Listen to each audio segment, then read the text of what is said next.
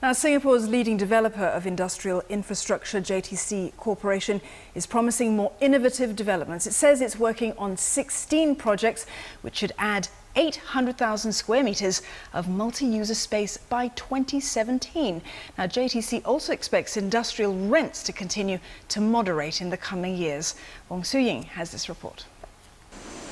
Over the years, JTC Corporation has developed specialized land for key business clusters, including the Seletar Aerospace Park, as well as provide space with shared facilities to help companies become more efficient.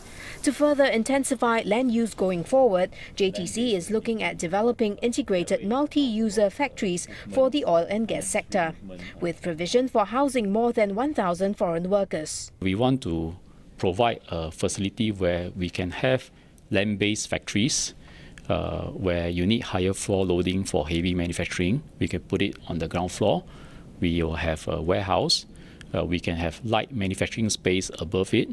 We can have office space above that as well as consider foreign workers' dormitories too. So that way, a company that requires different type of space can actually locate there, and including housing their foreign workers. Another initiative that JTC is studying is decking over major roads and highways. One example cited was the Ayer Rajah Expressway, which currently separates NUS and the Science Park from One North. We wanted to build a integrated, connected community. If there's a way for us to deck over AYE, and not just an overhead bridge, but to build buildings across it, then it provides a contiguous space for people who are working or studying in NUS and Science Park to flow over to One North and vice versa. As a key player in the sector, JTC says industrial property prices have moderated since the introduction of seller stamp duty and loan curbs last year.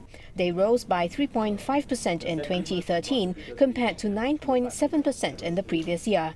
JTC says about 2 million square meters of space will be added annually from 2014 to 2016, and that's actually double the average annual demand. And it's hoped that the additional supply will help to moderate industrial rents going forward.